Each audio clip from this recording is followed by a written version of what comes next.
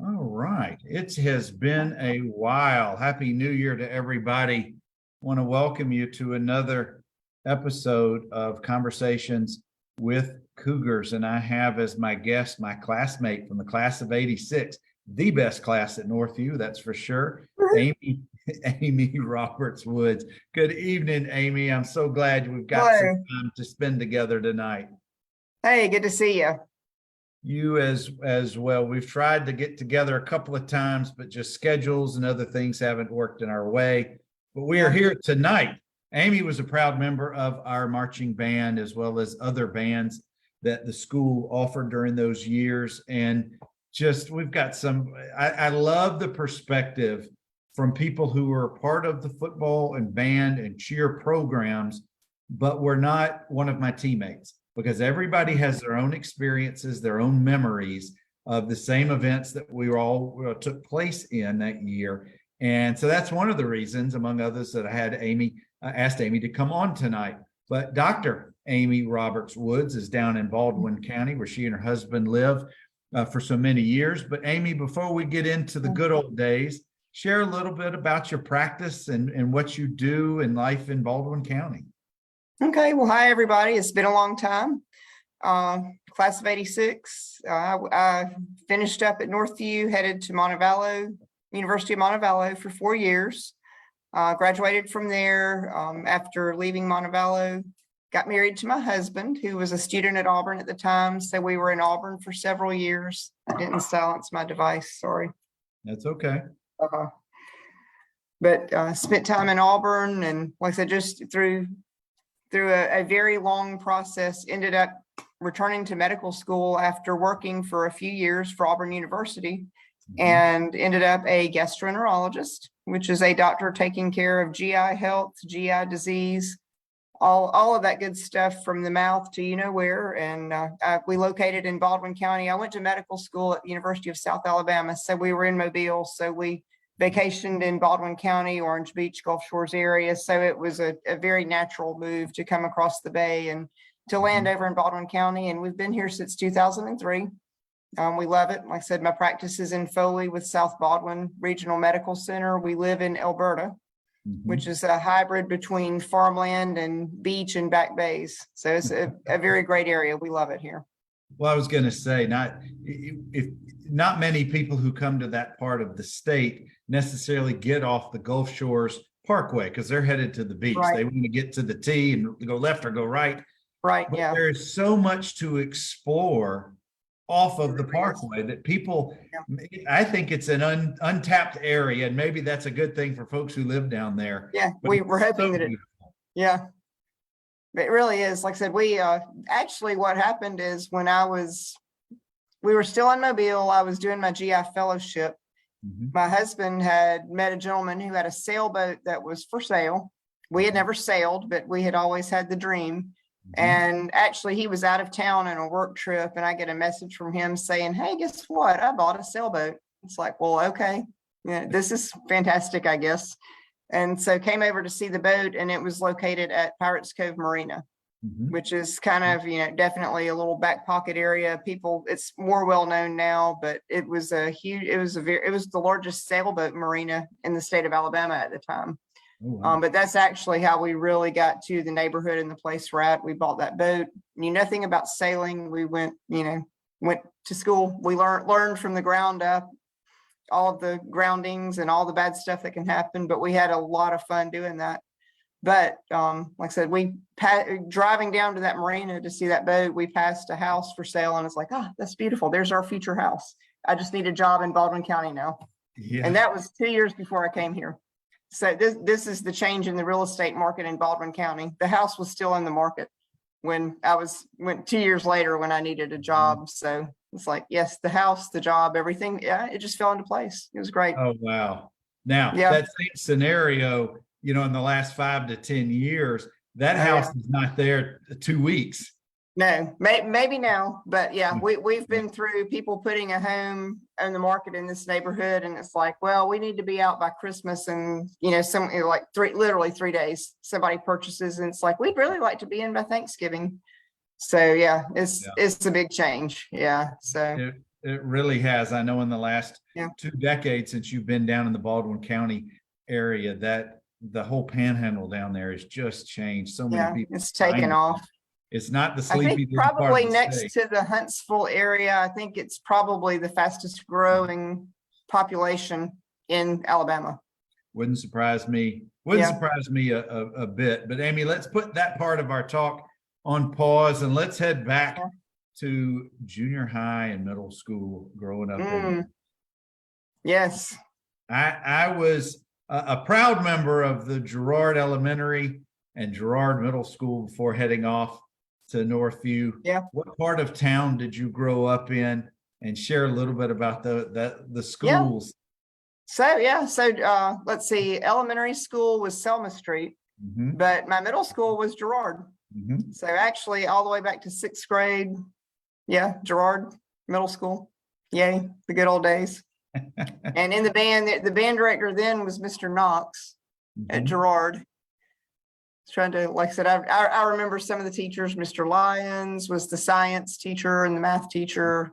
I don't know. That was a long time ago. Well, I was going to ask, where did you get your musical background? Where did that begin? Was it in the home or your family? Yeah. Musicians of some sort? Right. Yeah. My mom played the piano. My cousin, I had, several family members that played the piano, but my mom was in marching band when she was in high school. She was a French horn player. But they always encouraged music, and you must have musical lessons. So both myself and my brother had, starting us with piano lessons as little kids. And then my brother was in the band starting in he was in the junior high school era at Young Junior, but he went through band there, and so it just kind of seemed like a natural fit to follow in his footsteps. What's the age difference? He's 5 years older than me. Okay. So he would have been gone from high school by the time you got to 9th grade. Yeah. He was in the first class that started at Northview though. Was that 80 or 81? No. If he started in 9th grade at Northview the first year, that would have been. Well, you know what? He was there. He was in 10th grade the first year. So so he wasn't a freshman, but he started the first year there because I remember air conditioners didn't work, and it was a big deal if they were going to allow the kids to wear shorts to school. Oh wow! Oh yeah, because it was like no AC and the little narrow windows that we had. So well, that would have been, I think, the fall of '78. So he would have been a 10th grader then. Yeah. Okay. That's the first year of Northview. So he would have graduated. Let's see, 79, 80. He would have been the class of '81. Does that sound right? If he's 5 years older yeah, that than sounds us. right. Yeah. So he graduated the year before they won the first state championship, but he was part of those first teams or those first bands. Now, who led the band at the beginning of when the school was created? Was it Mr. Christian? Yeah, I'm pretty sure that Mr. Christian was the original band director. Yeah, and he was all by through our years as well, wasn't he? Right. Yeah, he he was band director until he's been retired a good while, but I still. Now that, we lost my mom in 2020 and dad's here, but so many times when I would go to Dothan, like for holidays or whatever, if I was at a Publix or somewhere, I saw Mr. Christian, several times. So he's definitely still around Dothan. That's funny. But, as big as Dothan has grown over the years, it's still kind of a small town. Yeah. Somebody was talking about it the other day. It's like, well, Dothan, they don't even have 100,000 people. And I'm like, they passed 100,000 people several years ago. I don't know the population now. Yeah, I'm sure the county it's got to be much greater. Yeah. Well, Amy, talk about playing in a band or as part of the Girard band. And forgive me for not remembering this, but did you guys did you play or were you part of the football games, or what was the involvement? Yeah, so in middle school, basically, you don't come in the field, you're not doing the, formations and the marching routines, but we were, in the stands kind of honking along, playing, here's a little fight song, but it was definitely very, I was on the clarinet, so super squawky sounding at that time. But yeah, we would, but nothing in the field at halftime or anything like in high school. So that's like your big transition. Yeah. I am sure that you guys entertained the probably 150 to 250 people at those the parents games. Of the players and band members. That's right, and the younger siblings that were dragged there, I'm sure. Well, Amy, I want to welcome, we've got Vicki Benton Olive is here. We've got Coach LeBrian Stewart, and of course, Dad is with us. So thank you all for being here. We got Amy Roberts Woods, a member of the class of '86, classmate of mine, and she was in our band for many years. When you transitioned out of middle school to Northview, did you automatically know that you were going to be in the band? And did you have friends who were in the Girard band that also came along, if you will, and joined the Northview band with you? Yeah, a small handful, but a lot of people, the way, I don't know how the split up went, but a lot of people that were with us at Girard ended up at Dothan High somehow. So like I said, it was a lot of new faces coming to Northview. So yeah, so it was sort of like a big step, you make the move and it's like, now we got to, go in the field and learn these formations, that kind of thing. Well, but yeah, it's frankly, it's quite analogous to playing on a high school sports team as well. There's so much of a transition, and it's true. Many of our classmates, my teammates from Girard, ended up at Dothan High. Kids I played rec league sports with, not all of them ended up with us at Northview. Many of them were over at Dothan, so they've been your teammates or your bandmates for years. And now you get into the high school and they're across the field wearing the other side. And I guess it's always strange to me to imagine now that it's, that there's only one high school in Dothan. It's like, if the population is where it is, how is there only one high school? Well, public high school, I guess, is the I think that's the key issue. And I know the demographics and where people have moved has shifted over the last couple of 20 years or so. Amy, talk about, what was it about being in the band that was fun? I'm sure there are many things that were fun, but what was it about being in the band? It's like a team. I mean, it's like you get to know people, it's your friends, and a lot of camaraderie. And I get the way that band camp goes is you start out and you're just in the band room, you're learning you learn the music first. And then later it's like, okay, now you go out on the field and they start, mapping out, here's where you do, here's what you do in the formation. But the whole time that this is going on, it's like your elbow and, your buddies next to you or whatever, whispering. And it's just, you just get to know one another. And like I said, when you throw a bunch of kids together for, 2-3 weeks at a time, all day long. And then we would do the marching practice during the day and then come back at night and be in the band room practicing music till maybe 9 o'clock. And we did that a limited time. But now when I hear, friends with kids in high school that are playing in the band, it's like that those kids can't have a job. I mean, it's like a full-time job now. I mean, it's like we did that, but you still had time for other things. One of the things I didn't appreciate back then, because I was in my own little bubble, but I certainly appreciate it more now, is the fact that you guys were out in that hot sun doing your thing for probably as many hours as we were.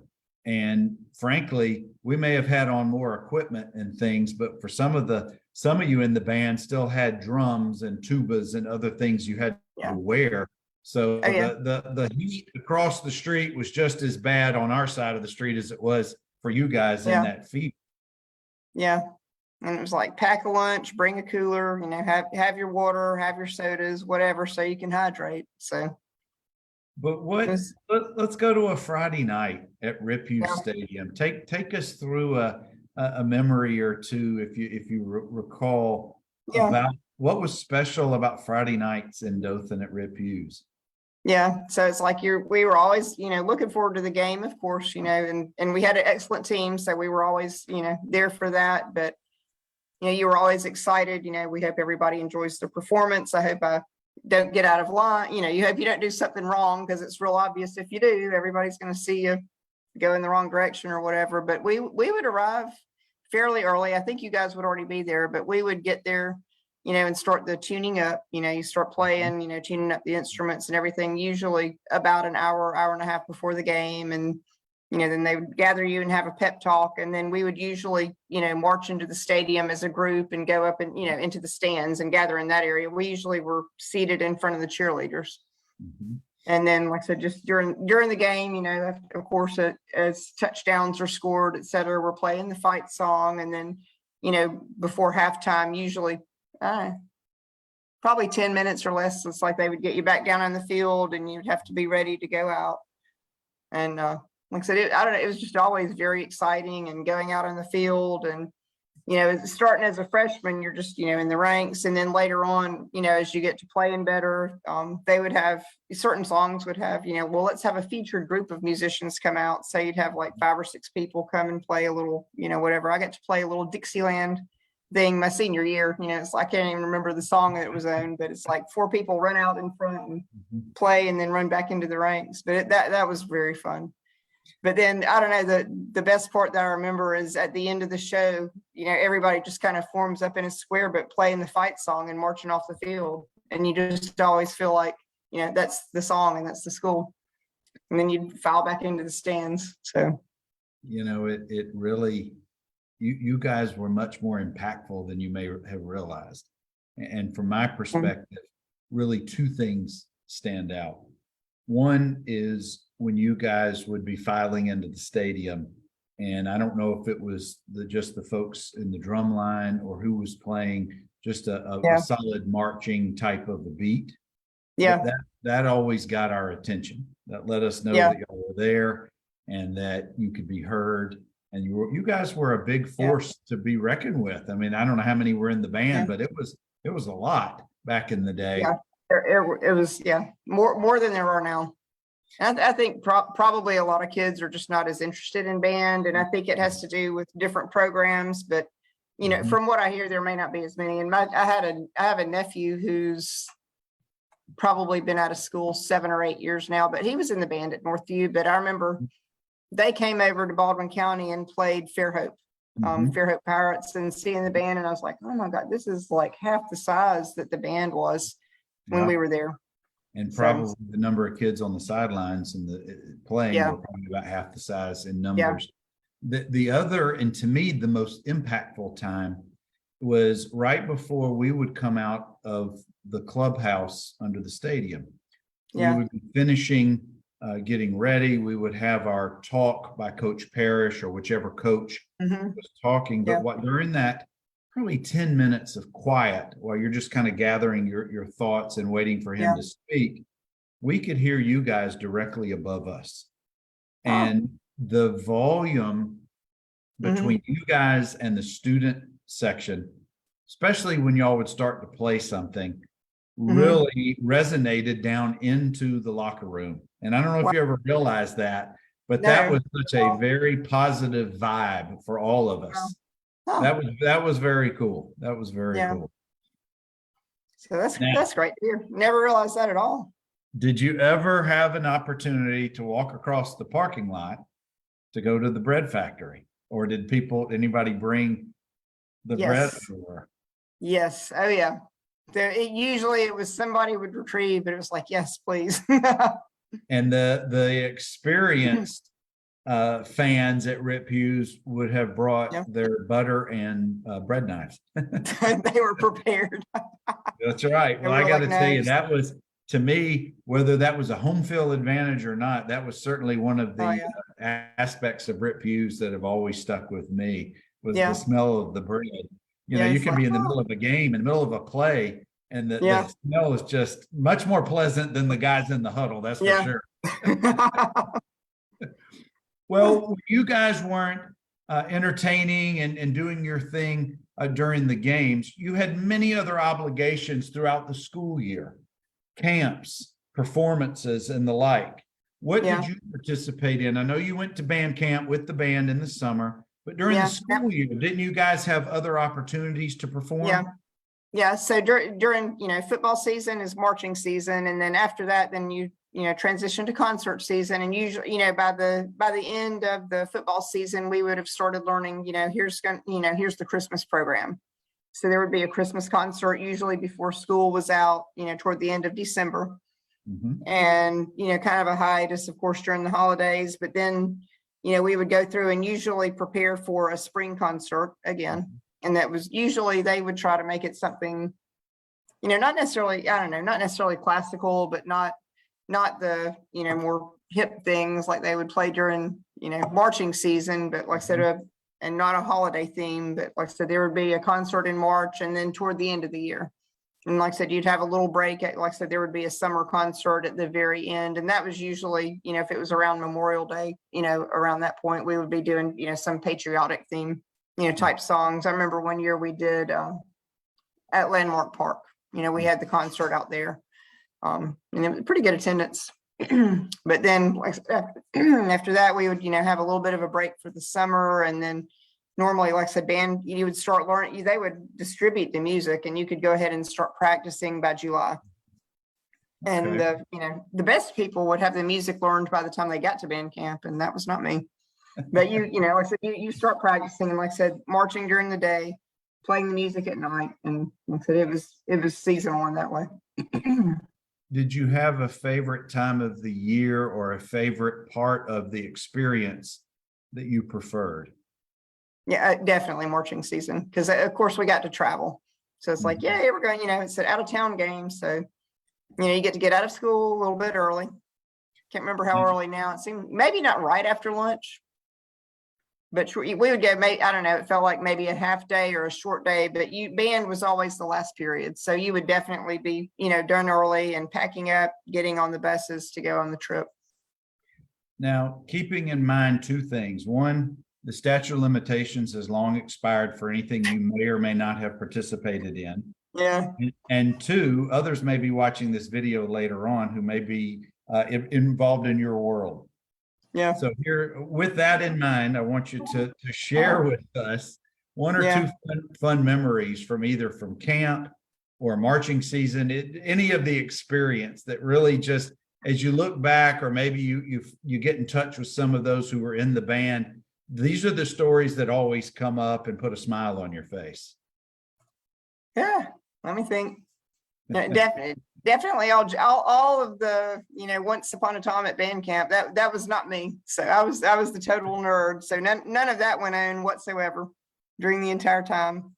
Mm-hmm. But it was just always, I don't know, it was just, spending time with friends. One thing that we would do, like we would paint, we roll out a long, craft paper roll of paper and paint signs to put on the side of the buses, and as we're riding to the game, and stuff for team spirit and whatever. But I don't know, just spending time at, we would do that at somebody's house. It's like, okay, who's doing this?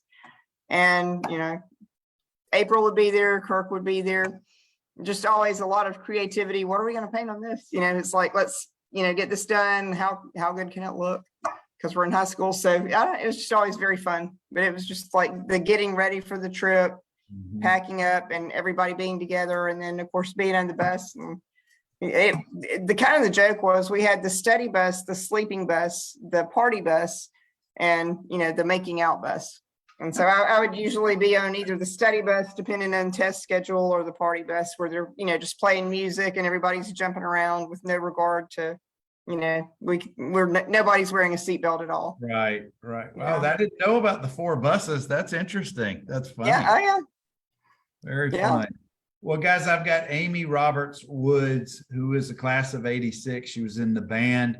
She's a physician down in Baldwin County, and we're just kind of running through some memories here. But I'll tell you, Amy, in the fall, whether I'm up here in Birmingham area or really anywhere in the state on a Friday, when I see those stadium lights somewhere, or if I see a school bus full of ball players or whoever's in there, and they're headed to the stadium, doesn't it just immediately mentally take you back to a much more innocent time?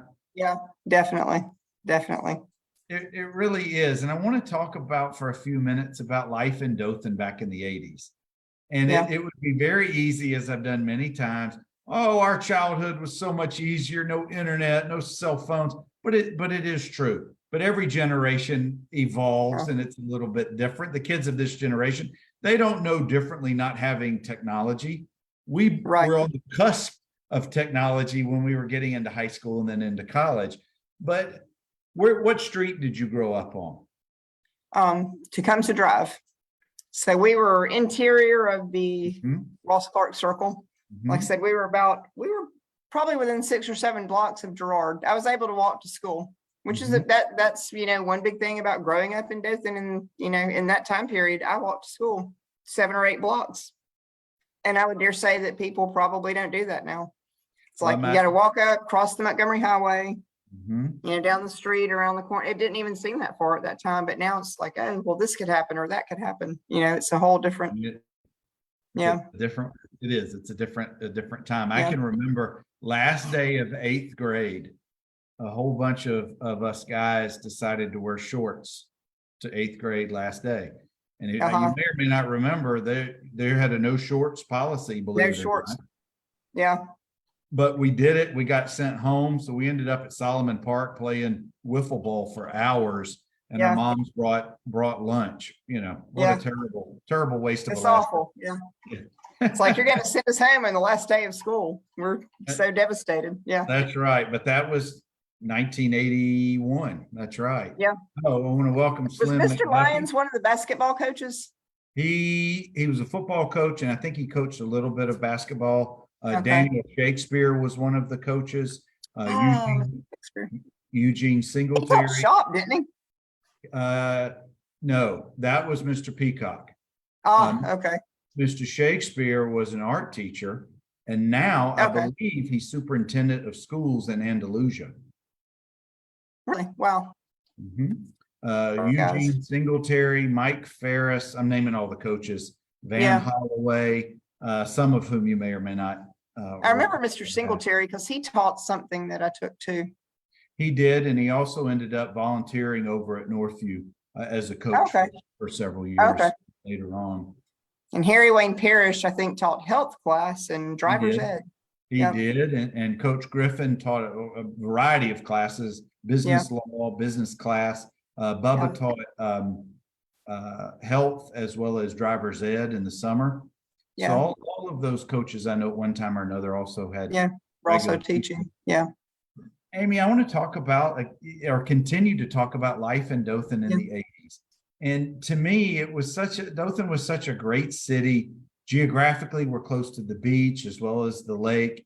But and my grandparents lived on North Orange inside the circle. We lived near Westgate, and riding my bike to their house, crossing Westgate and all of that was not an issue back in the day. Yeah. But I loved growing up in Dothan.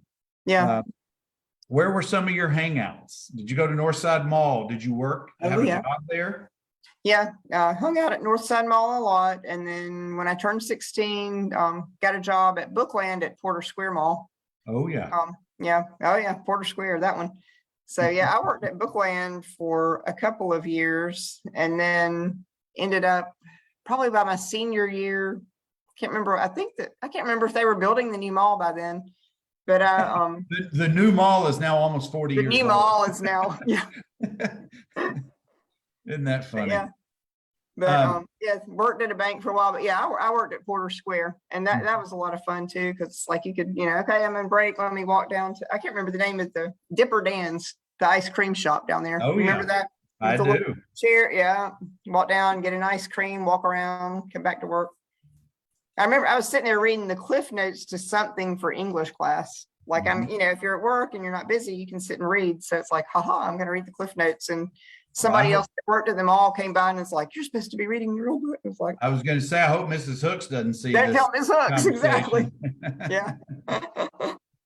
Well, one of the things that obviously is a true memory is after the football games, the dances that we had, whether they were at the Armory or Doug 2 or Westgate. There may have been some other places.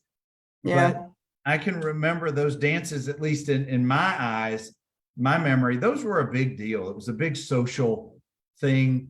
You probably didn't stay very long, but you at least wanted to go and see who was there. Did you go to the dances? Was that something that was on your radar? Yeah, some of them, not a whole lot. Truly, I was very dateless during high school. So, we would usually, a bunch of girlfriends would go by, hey, everybody. But usually the band kids that were not dating somebody going to the dance would end up going, well, let's go get pizza or go, somewhere else afterwards. Yeah. Well, Godfather's Pizza was a big one at Circle West. That was the one. Yeah. Because it was literally next door to the movie theater over there. Yeah, it's like, okay, we're gonna eat, we're gonna go watch a movie or something. Yeah. Well, guys, I'm talking with Amy Roberts Woods, and we're just kind of living the life in the 80s in Dothan growing up. You know, and when we first started out in ninth grade, going from Girard for middle school, where we're the kings of the school, and then we're we're the youngsters, the ninth graders, the nothings on a super huge campus. It was kind of intimidating a little bit, the size and just with the upper class kids and just learning your way. But eventually we found our footing like everybody does. And some of the classes I'm sure you hated, some of the classes and some of the teachers I'm sure made huge impressions on you. Yeah. Did you have any favorite classes or teachers that really over the years have just stuck in your memory? Yeah, definitely Mrs. Hooks. You know, she's, number one, always. Yeah, I think that's so many graduates of Northview. Mrs. Glanton, I guess I gravitate to the English teachers because I ended up, I'm a weird hybrid. I ended up majoring in English as an undergraduate, even though I'm now into more of a sciences field. But, those were the ones that really made an impression. I did something. But yeah, and Ms. Jernigan, Miss Sowell, they were really great. They were the backbone of the school, and most of those names that you just listed started out when the school was first opening its doors in the fall of 78 and stayed many, many years after we were gone. And I really think they're the unsung heroes of the school, because that's when you have such a solid core group of educators who really cared about not just their subjects, but the kids who they were educating, they really make such an impression. And I hope that each in their own way felt recognized over the years. They retired. And Amy, we've got Miss Sowell was definitely teaching when my brother was there, because we were mentioning her over the holidays, because we were, this is, so like I said, so he was 5 years ahead of me, but he had a friend that was a member of some church that was putting on a live nativity scene. So you're going to dress up, whatever church members or whoever you can scrape up as, Mary, Joseph, wise men, whatever. And they had somebody that had a camel and a dog. I mean, they had the animals there. It was like, okay, well, this is neat. Well, by the third night that they're putting this thing in, they're kind of scraping the bottom of the barrel for wise men. So like they call up my brother and it's like, we need a third person. Well, they throw a fake beard on me. And so we're standing there, it's like we're in the back, we're not Mary and Joseph, nobody's going to notice anything. Well, Miss Sowell is one of the people that comes by to view this live nativity scene, and she immediately, she made me right off the bat and just died laughing. Amy Woods, or Amy Roberts at the time. But she was like, okay, you're not wise. She knew my grades. But he knew her, back in the day when he was there. So, well, that's part of playing the role of the younger sibling. You sometimes get thrust into situations that you don't necessarily want to be in. It was like, okay, come on here and do this. That's funny. Well, I had Miss Sowell for a couple of math classes. I still don't understand anything that she taught me, but that's not on her. That's on me. Including geometry was just, it was delete files. That's right. I was sitting in a board review class for, like I said, after you graduate, you go to medical school, you go to residency, and then it's like, well, you're still taking board exams the rest of your life. So, I mean, this is like whatever, I don't know, 500 doctors that have paid a fair amount of money to be at this board review. And they still ask statistics questions. It's like, okay, here's this question. And they're like, well, they're going to tell you this or that. They're not going to just tell you what you need to calculate a p-value. But they'll give you this and this, and then you just use algebra to calculate this, and like the whole room of people just mouths fall open. It's like, we're not using algebra. This like, is it's followed there. Wait, like, I guess we'll use it if you force us to. I saw a funny thing. This marks, I don't know, day 1804, and I have still yet to use algebra. But I'll get off that because I know there are people who rely on it every day for their livelihood. Well, and it's when we were seniors, clearly it was a magical year, the fall of 85, spring of 86. Yeah. The band did some wonderful things. Obviously, football did some wonderful things. And every class likes to say, well, we were the best class. Well, We were. our class, from an academic standpoint, really stood out in that first several years of Northview. Yeah. When did you decide that Montevallo was going to be your place for college? And did you consider other schools as well? Yeah, well, I knew that I was a homebody, so I knew I wasn't going to go, very, very far off. Mhm. But I was lucky enough to be offered a scholarship, and basically, financially, it's like I'm going to make the choice that's going to be, easy for the family, easy for myself in the future. Mhm. And so that I was very fortunate to have a full scholarship opportunity there. And I would love to have gone to Auburn, but it was not nearly the amount of scholarship money. I mean, so Montevallo was a full ride, so that it was a no-brainer. But for my personality and for what I wanted to do, I think that ended up a great fit for me at the time. It was a smaller environment. It was very different. Like I said, my brother had gone to Auburn and was still there at the time. So I was like, well, I don't know, that could cramp my style, which I had no style. So I don't know why I thought that, but I won't be at the same place. But yeah, so it like I said, financially it worked out, but like I said, it was a liberal arts school. I was interested. It's like I'm gonna major in English and write a great novel one day, which has not yet come to fruition, but it could. Maybe. I keep hoping. Well, there's still time. But There's still there's still time. time. Yeah. Did you retire your musical career at that point, or did you continue in some way? Yeah. So while I was at Montevallo, I still continued. I played clarinet. I was in concert band. So Montevallo, for I think everybody may not know this, but it's liberal arts. So there's not a football team, Mhm. but they have concert band. They have other sports teams, but just so there's no marching band.